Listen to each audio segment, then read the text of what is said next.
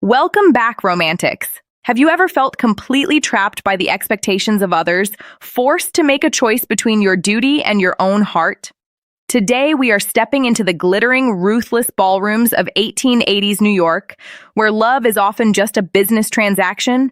Our heroine is inches away from sacrificing her entire future in a loveless arranged marriage, until a mysterious self-made magnate walks into the room and changes absolutely everything. Before we dive into this heart-wrenching tale of hidden desires and high society scandals, let me ask you, if you had to choose between saving your family from ruin or following your one true love, what would you do? Let me know in the comments. I can't wait to read your answers. Now get comfortable and let's step into the Gilded Age. Enjoying stories like this?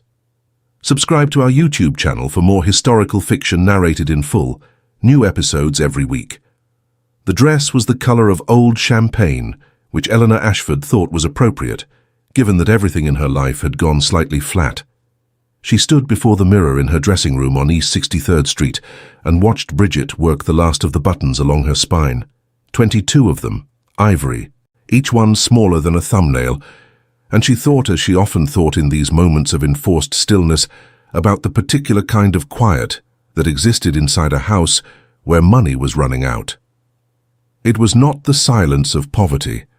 Poverty, she imagined, was loud, the clatter of necessity, the shrill negotiation with want.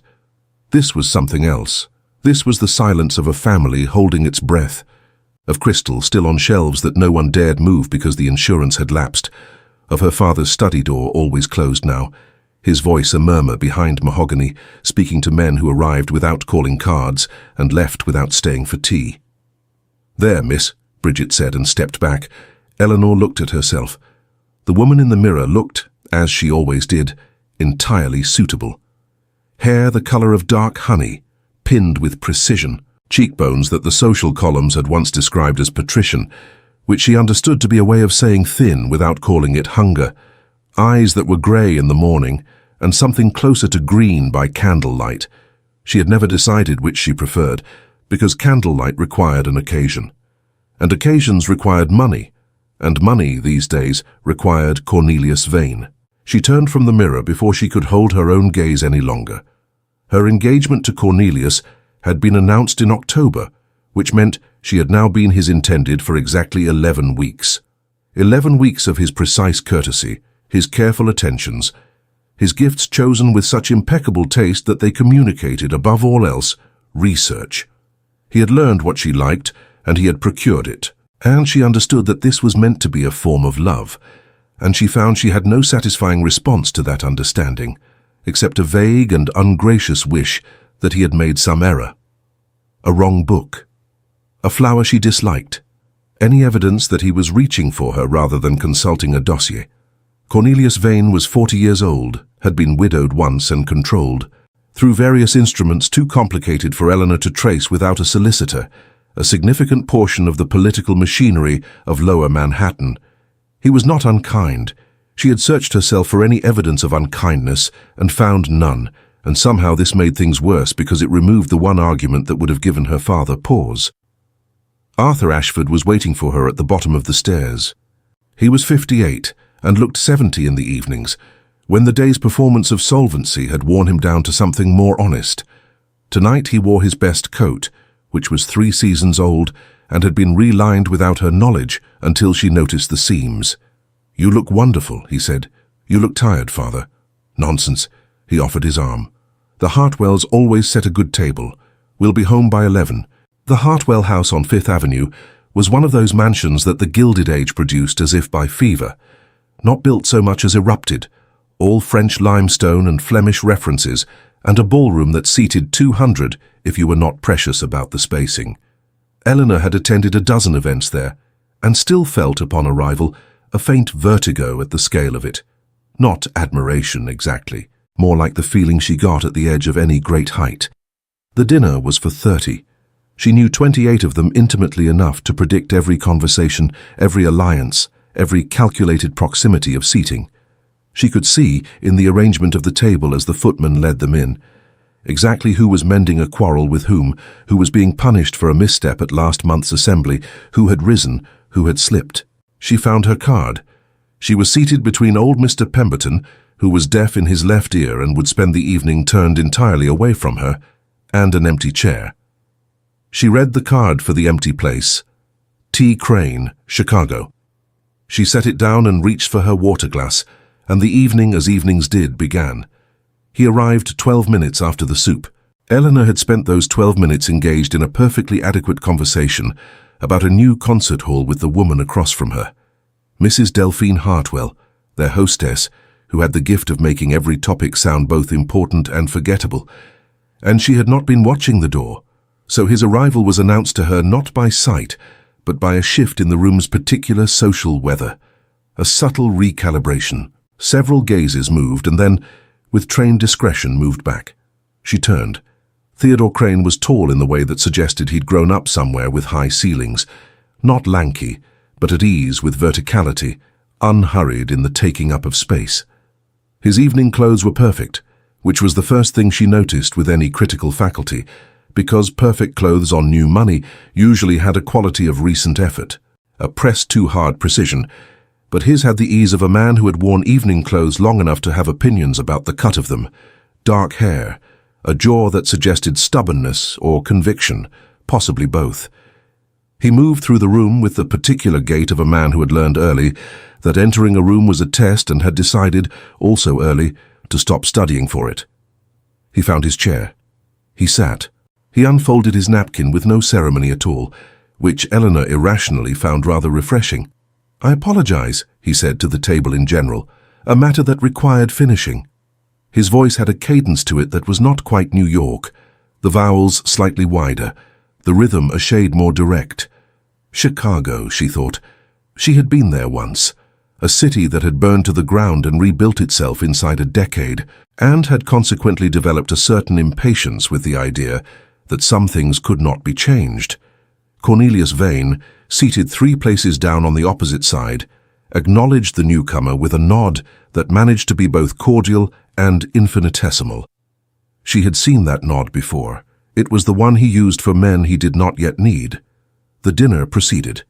Crane ate without performance, spoke when spoken to and not otherwise, and twice made Mr. Hartwell laugh, not the obligatory laughter of a host managing a difficult guest, but real laughter surprised out of him. Eleanor watched this from the corner of her attention and found it interesting. New money generally either overcorrected into servility or overcorrected into aggression. This man seemed to have skipped the overcorrection entirely, which suggested either remarkable self-possession or a fundamental indifference to what the table thought of him. She was not sure which was more dangerous. He turned to her at the fish course. Not as if he had been waiting for permission, which men in her world always seemed to be waiting for, but as if he had simply finished one thought and was ready to begin another. "You mentioned Middlemarch," he said. She stared. "I beg your pardon. Earlier, to Mrs. Hartwell, you said something about Dorothea and the problem of good intentions." He picked up his fork. "I was listening from the doorway, before I sat down. That's rather forward of you." "Probably." He didn't look apologetic. "What did you mean exactly about the problem?" Eleanor considered him for a moment. In 11 weeks of Cornelius, no one had asked her what she meant about anything. They had agreed, or they had redirected, but the actual architecture of a thought had not been requested of her since she could remember. "I meant," she said carefully, "that Dorothea's tragedy is not that she made the wrong choice. It's that she made the wrong choice earnestly. She believed in Casaubon's greatness so fully that she could not see his smallness, and sincerity is no protection against error. It might even be a disadvantage." Crane looked at her for a long moment, not the evaluating look she was accustomed to, the look that measured dress and posture and marital status, but something more attentive, as if she had said something that required actual thought. "I'd argue differently," he said. "Dorothea's problem isn't sincerity. It's that she had nowhere to put her ability. She was capable of more than her world allowed. So she poured everything into the one vessel available to her, which turned out to have a crack in it. Give her a city to build, and she'd have been magnificent." The table had moved on to other conversations. Eleanor was aware of Cornelius at the edge of her peripheral vision, his attention elsewhere, his profile clean and composed. "You build things," she said to Crane. It was not quite a question. "I do." A corner of his mouth moved. "Among other enterprises, steel mostly, some rail, a great deal of arguing with men who have been told they know best." "And do they? Know best?" "Occasionally." The mouth moved again, almost a smile, not quite. "Less often than they think."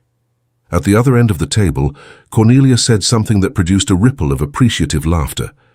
Eleanor watched it happen, and then looked back at the man beside her, who was cutting his fish with complete indifference to the ripple. Later, during the movement between courses, Cornelius drifted past her chair and rested one hand briefly on her shoulder. Not possessively. He was never possessive. It would have been ungentlemanly, but definitively. A statement made in the shared language of this world, understood by everyone in the room. Crane saw it. He showed nothing. He reached for his wine. After dinner, in the drawing room, when the men had rejoined the women and the evening had softened into its social second act, he appeared at her elbow with a quality of stillness that she was beginning to recognize as characteristic. "I wonder," he said, "if you might have room on your card for one dance next Friday. I understand the Hartwells are hosting again." She looked at him. It was an unremarkable request. A dance at a ball was the currency of introduction, accepted or declined with equal decorum. Cornelius, standing 4 feet away in conversation with their host, turned his head slightly. "Of course, Ellie." His voice was easy, generous. He smiled at Crane. "Miss Ashford has room, I believe. Don't you, darling?" It was not a question. It was, she recognized this too, a small test, and also a small trap. And the elegant thing about Cornelius was that these were always the same thing. "I do," she said. Crane held her gaze for a half-second longer than courtesy required. Then he inclined his head and withdrew, and she was left with the strangest feeling, as if something had begun somewhere without her having been asked. The following afternoon, Clara Whitmore came to call. They had been friends since their debuts, which gave their friendship the slightly battered quality of all relationships that had survived a long time in a small world. Clara was 28, recently married to a perfectly decent man, and possessed of that particular species of happiness that made her occasionally intolerable and consistently honest. They sat in the front parlor with tea going cold between them, and Eleanor told her about the dinner, keeping her voice neutral in the way she had perfected over years of keeping her voice neutral, and Clara listened with her feet tucked under her on the settee, which was one of the things about Clara that society had largely given up trying to correct. "I've heard of him," Clara said when Eleanor finished. "Theodore Crane, Steel and Railroad, you said. Father made a fortune, died young, left Theo everything and rather too much to prove." She tilted her head. "Or the other way around, and made the fortune himself and the father is still alive and disapproving somewhere in Illinois. I've heard both versions." "He's interesting," Eleanor said, which was the most she'd allow. "The interesting ones are always the problem." Clara poured herself more tea without asking. "Cornelius is safe, Ellie. Safe and rich and politically powerful and genuinely, if coldly, fond of you. Do you understand how rare that combination is? I know what I'm gaining. Do you know what you're trading?" Eleanor looked out the window.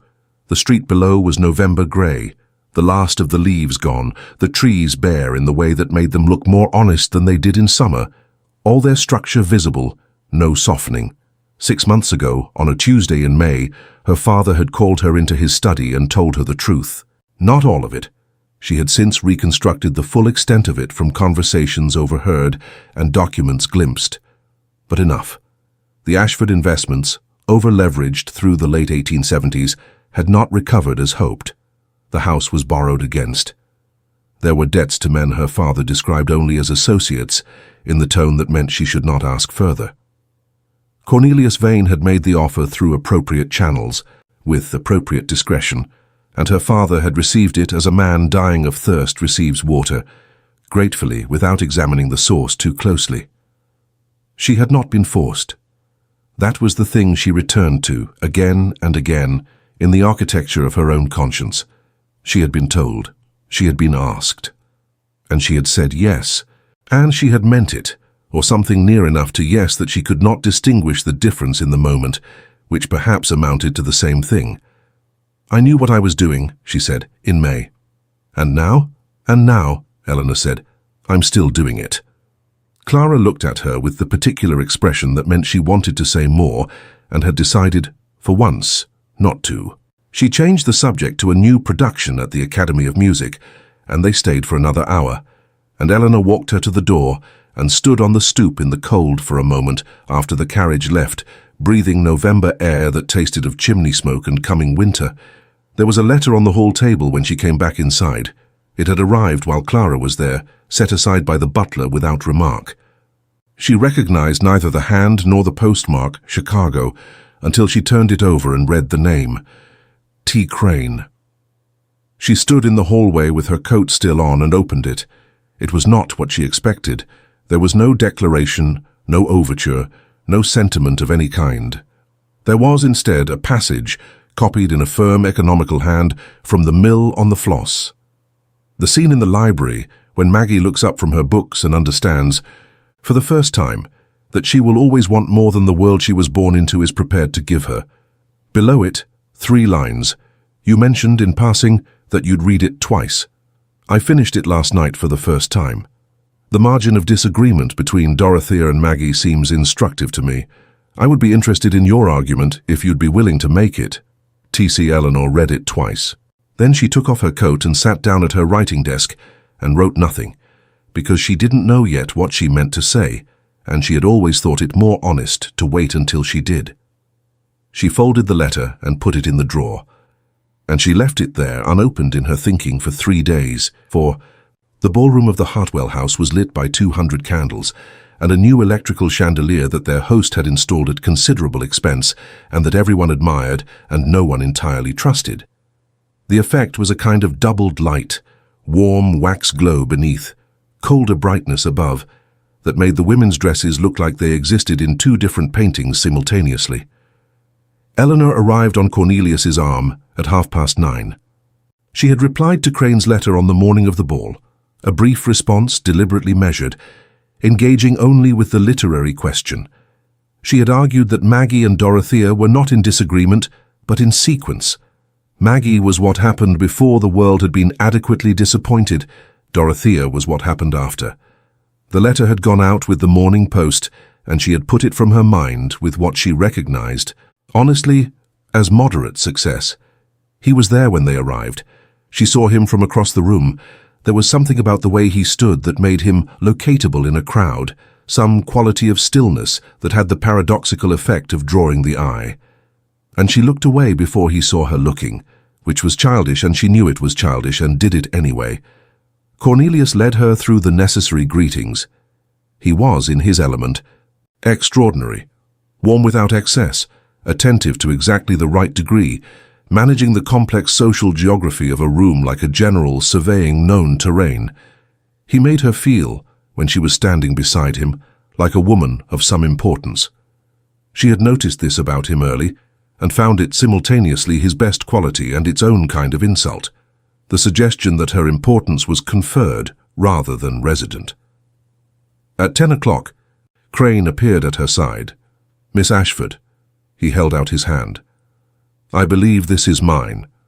Cornelius inclined his head with his best smile. "Of course."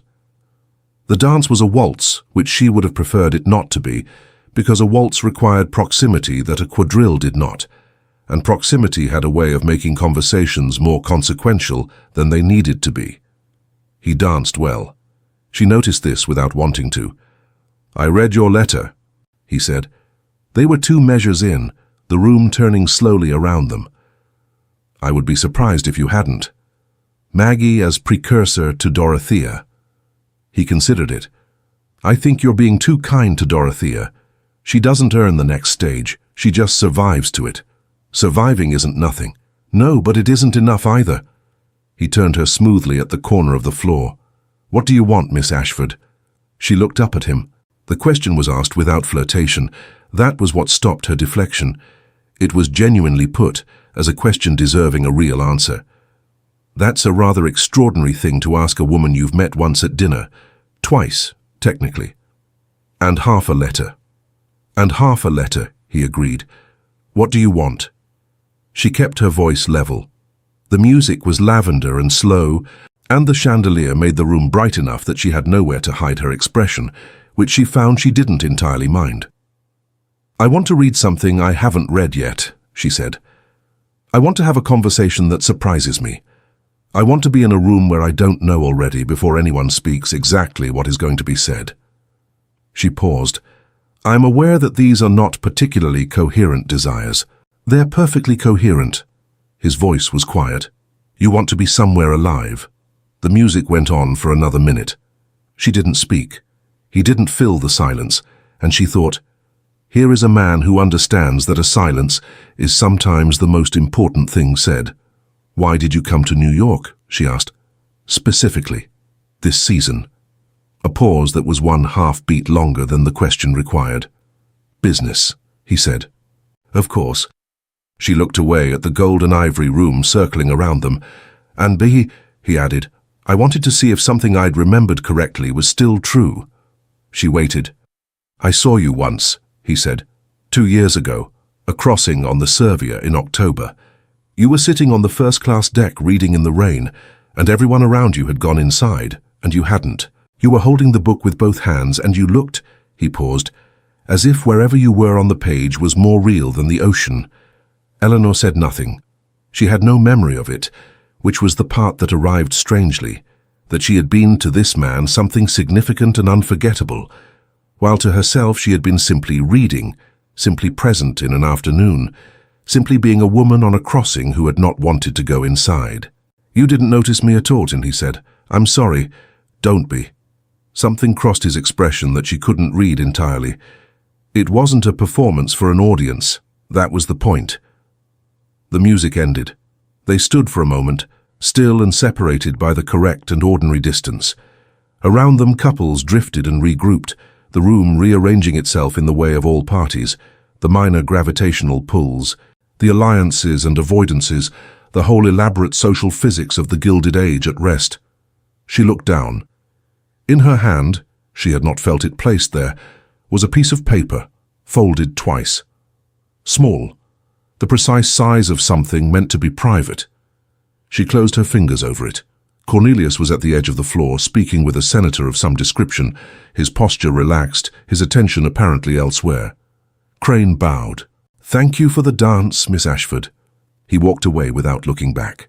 She waited until the next figure had begun, and the lights had found new centers, and she was standing near the window in the cold draft from the garden door before she opened the note. The handwriting was the same as the letter, firm, quick, without excess. Central Park, the Bethesda Terrace. Tomorrow at 11. Come if you like. There is no obligation. She folded it again and pressed it inside her glove, against her palm where it was warm. She went. It was cold enough on Saturday morning that her breath made small ghosts ahead of her. She told her father she was visiting Clara, which was not entirely a lie since Clara lived near the park, and she told Bridget she wanted fresh air, which was true. She allowed the dressing to take longer than usual, and then felt absurd about the extra time, and reminded herself firmly that she was going to continue a literary argument in a public park, with her maid 20 paces behind her, and that the notion of this requiring any particular attention to her appearance was exactly the kind of reasoning she generally found most contemptible in other women. She arrived at the terrace at 3 minutes past 11. He was already there, standing at the balustrade above the fountain, looking south. He was in a heavy coat, dark, and the park behind him was December, bare, honest, all bones and no dressing, the sky low and white with the suggestion of snow that hadn't committed to falling yet. He turned when he heard her footsteps on the stone, and something crossed his face that she could not have named precisely, but recognized in the way one recognizes music heard once before. They walked. There was no more natural beginning than that. They simply began walking side by side along the path, and the conversation started somewhere in the first 20 paces and did not stop for an hour. She told him about the books she kept in her bedroom versus the ones she kept in the public rooms, how her private library was the more honest one, the books she returned to being more biographical than anything she might have said about herself directly. He told her about the first time he'd been to New York as a grown man, at 22, newly in possession of a small inheritance and no particular plan, and how the city had seemed to him then not as a destination, but as a question, a vast agitated inquiry into what a life could contain. "Did it answer?" she asked. "It keeps rephrasing," he said. She laughed, and the sound surprised her slightly, as genuine laughter sometimes did when it arrived unexpectedly. They stopped near the edge of the lake. The water was lead-grey and still. A few geese moved along the far bank with an air of purposeful indifference. "There's something I should tell you," he said. She waited. "I came to New York this season because of you. Not for business, or not primarily. I told you half the truth at the ball." He looked at the water, not at her. "The woman on the deck in the rain. I thought about her for 2 years. I made inquiries. I found out your name. I arranged an introduction to your social circle in a way I'm not particularly proud of, because it involved a degree of calculation that I normally find distasteful in others." He paused. "I wanted you to know that." Eleanor was quiet for a long moment. "Why?" she asked. "Why tell me?" "Because I find it difficult to be in proximity to you and be less than honest." He turned to face her then. "I am not asking you for anything. I know your situation. I am not here to complicate your life or make a claim I have no right to make." His voice was level, careful, a man choosing his words the way one chooses footing on uncertain ground. "I wanted you to know only that there is a man in the world who saw you once, being entirely yourself, and has not forgotten it." Eleanor looked at him for a long time. The geese moved. The white sky held. "That could be read as a declaration," she said finally. "It could be." He didn't look away. "It isn't a demand." She turned and began walking again, because she needed movement, and she needed the cold air on her face. He fell into step beside her, and they walked in silence. Not the uncomfortable silence of two people who have said too much, but the quieter kind. The kind that comes after honesty has been offered and received, and the next words need to be chosen carefully. She thought about the October crossing she didn't remember. She thought about 2 years of a man carrying an image of her that she hadn't known she'd left anywhere. She thought about what it meant that a stranger had seen her more clearly in an afternoon than a fiancé had in 11 weeks.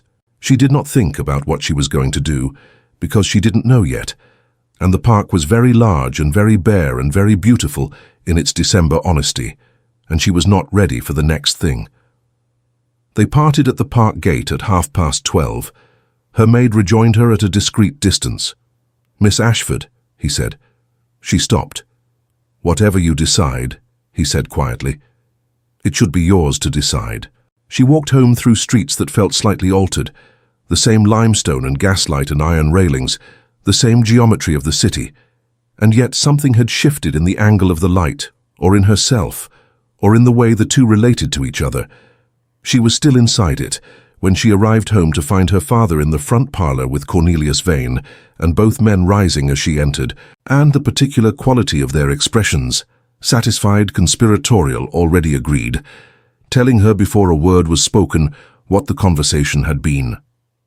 "Eleanor," her father said, "Cornelius has been here this past hour. We've been discussing, well," he looked at Vane, the look of a man who has sold something and is very slightly ashamed, but not enough to stop. "The spring wedding," Cornelius said pleasantly. "I'd like to move the date. Earlier, I think, would suit us both." On Monday, Clara told her without meaning to. She had come to call again, and she was warm, and she was sorry. Eleanor could see the apology in her before she began speaking, and she said it the way people say the things they're sorry about, quickly, as if speed reduces the damage. She had mentioned to Cornelius in passing at a supper on Sunday that Eleanor had been in the park on Saturday morning. "I didn't think," Clara said. "He asked if I'd seen you recently, and I said you'd walked in the park, and—" She stopped. "I didn't know it mattered." "It's all right," Eleanor said. And it was, or it would need to become all right, because the anger was not with Clara, who had meant no harm and had done what a friend inside a society does, which is narrate freely and never imagine the wrong ear. The confrontation with Cornelius happened that evening. He came to call at 7. Her father was diplomatically elsewhere. They sat in the front parlor in the lamplight, very correctly, on opposite chairs with tea between them, and he said in his most temperate voice the things he had come to say. "I have no objection to your friendships," he began. "I think you know that." "I do know that. I object only to the appearance of secrecy, which is really an objection to the fact itself." He folded his hands in his lap. He was, she noted again, not unkind. He was something worse. He was entirely reasonable. "You are engaged to me. The announcement has been made. The families are in accord.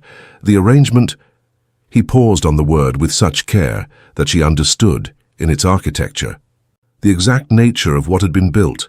Not a marriage, an arrangement.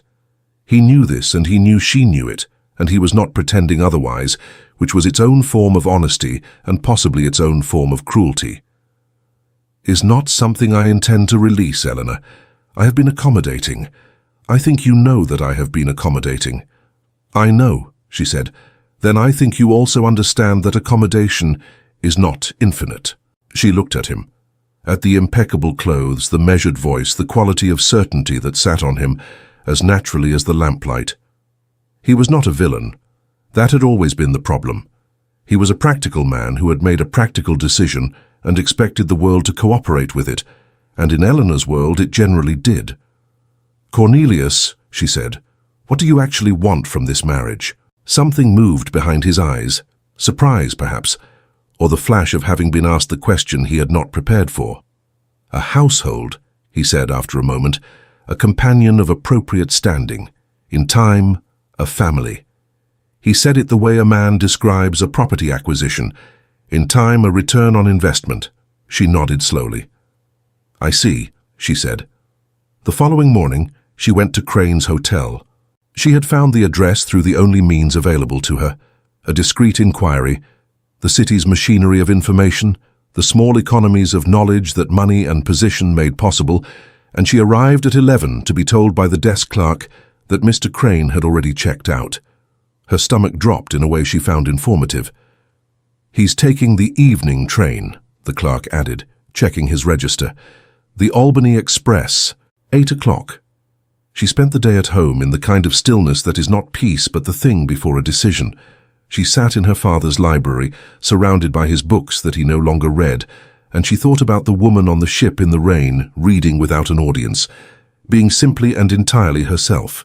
And she thought about Maggie Tulliver and Dorothea Brooke, and all the women who had wanted more than the world was prepared to give them, and what happened to each of them, and whether surviving to the next stage was actually enough. At 7, she called for the carriage.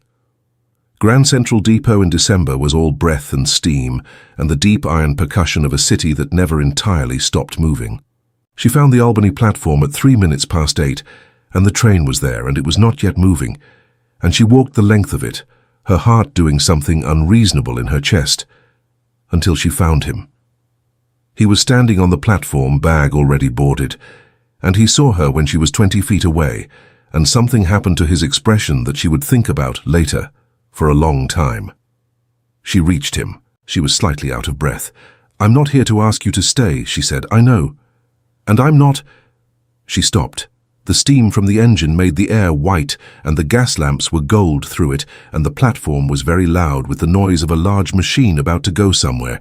"I'm not coming with you. I want to be clear about that. I know that too." She looked at him. The train breathed its great hydraulic breath. "I wanted to tell you," she said, "that what you said in the park and about being seen, I didn't know before you told me how much it was possible to need a thing you had never thought to ask for." She paused. Her voice was steady. She was proud of how steady her voice was. "I have been deciding for a long time what to accept. I think I have been asking the wrong question. I think I should have been deciding what to refuse." He was very still. "I'm going to refuse, Cornelius," she said. "Not because of you, I want you to understand that. Because of myself. Because I think I have mistaken convenience for necessity, and I would like to discover the difference before I've spent too much life on the error." He reached out then and briefly, correctly just took her hand. Not to hold it, to acknowledge it. The gesture of a man who is registering the importance of a moment. "Eleanor," he said. It was the first time he'd used her name. "Go," she said. "Your train." He looked at her for a long moment. Then he said, "When I come back to New York, and I will come back, may I call on you?" "Yes," she said. "You may." He released her hand. He turned and boarded, and the conductor called the last boarding. And the engine made its enormous preparation, and she stepped back and watched the Albany Express begin to move. She stood on the platform until it was gone, until the last light of the last car had disappeared into the cold dark beyond the station. Then she turned and walked back through the depot's great hall, through the steam and the noise and the convergence of 10,000 different journeys, and went out into the December street. The letter to her father took 3 drafts, not because she didn't know what she wanted to say, she knew almost exactly, had known since the platform, but because she wanted to say it without cruelty, which was harder. He was not a bad man, her father. He was a man who had made desperate calculations in desperate circumstances, and had arrived at a solution that cost him very little and cost her a great deal, and she thought he had probably not. In the full moral accounting, looked at that balance with the clarity it deserved. But she loved him, which obligated her to find a way to be honest that was also kind, and that balance was the one she had been working on across 3 drafts. The final version was 3 paragraphs. The first said that she could not marry Cornelius and would not, and that the wedding, whether spring or otherwise, would not be happening. The second addressed the financial question with the only instrument she had. There was something she had learned about Cornelius. She had not gone looking for it. It had arrived through the ordinary processes of social proximity and the particular information that women gathered simply by being present in rooms where men spoke freely in the assumption that they were not listening. It concerned a business arrangement Cornelius had conducted in 1879 involving a man named Trask and a city contract that had been awarded with documentation she was fairly certain bore a forgery. She did not want to use it. She found the idea of using it distasteful. She also found the idea of marrying a man she did not respect considerably more distasteful, and so she included in the letter to her father the exact nature of what she knew and what she thought might be communicated to Cornelius in private, and how she believed he would respond to such communication. The third paragraph was simply that she was sorry. She sent it with the Morning Post on Wednesday. By Thursday afternoon, her father appeared in the doorway of her sitting room. He looked, if possible, older than he had on Monday. He also looked, and this she had not entirely predicted, at least partially relieved, in the way that a man is relieved when the thing he feared has finally arrived and proved survivable. "Vane has agreed," he said, quietly. "No public announcement will be necessary. He will say, if asked, that it was a mutual decision." "I thought he would," she said. Her father was quiet for a moment. "Eleanor, the debts. I know." She had thought about this more than anything. "We will need to be honest, Father, with each other and with the situation. We can sell the Newport house. We can take rooms in a smaller establishment here in the city. It will require adjustments. It will require—" He stopped. He seemed to be considering something fundamental. "It will require giving up a great deal." "Yes," she said. "Are you prepared for that?" She thought about it. Not about what she was giving up.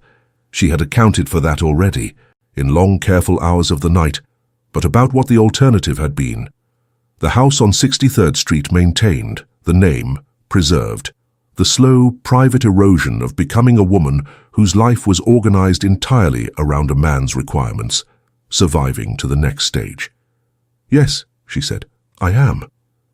He sat down then in the chair across from her, and for a long moment they were simply 2 people who loved each other in the complicated way of families. Across all the misunderstandings and bad calculations, the things said and not said, the bargains made and unmade.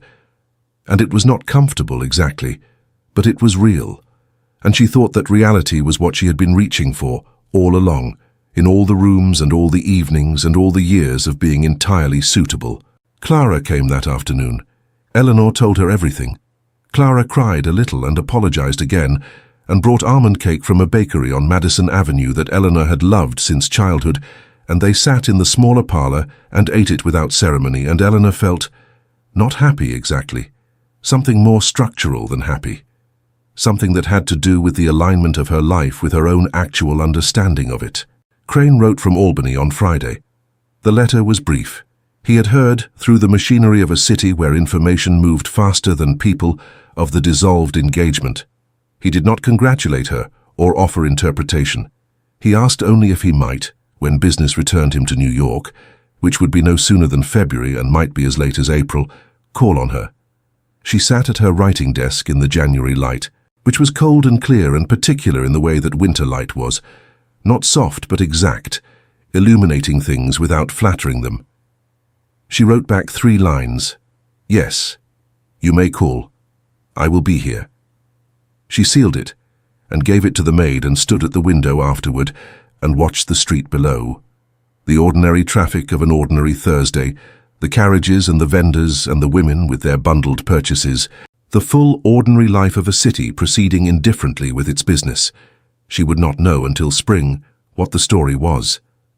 She turned from the window and went to her bookshelf, and she pulled out the Mill on the Floss, and she sat down in the chair by the fire, and she opened it to a page she hadn't read yet, which was not possible. She had read the whole of it twice, but she found one anyway, a passage she had passed over without full attention that struck her now as if new, and she read it, and the fire went on burning, and the street went on below, and it was afternoon in New York in the winter of 1884, and Eleanor Ashford was, for the first time in as long as she could remember, entirely present in it. The mirror in her dressing room, if she had stood before it then, would have shown her the same face it always had. The same features, the same grey to green eyes, the same dark honey hair. The dress was simpler now. She had moved these days toward simpler things, and the room was quieter without the elaborate preparations of the social season in full engine. But the look was different. She knew it without seeing it. She had stopped waiting for the right moment to be herself. She had understood, finally, that there was no moment more right than the one she was already in. If this story moved you, there's more where it came from. We bring history to life through narrated fiction, Gilded Age romances, Victorian dramas, and stories from every era that shaped the modern world. Enjoying stories like this? Subscribe to our YouTube channel for more historical fiction narrated in full, new episodes every week. And that is why you should never settle for surviving when you could be truly living. What an incredible journey. I just love how she found the courage to refuse a golden cage and wait for a love that actually saw her for who she was. But what did you think of her decision? Do you think her father was secretly relieved, or did she take too big of a risk by breaking the engagement? Tell me your thoughts down in the comments. I love reading every single one of them. If this story made your heart flutter, please hit that like button, subscribe to Gilded Age Romances, and turn on the notification bell so you never miss a new episode. We have so many more sweeping historical romances coming your way. Until next time, keep dreaming and stay romantic.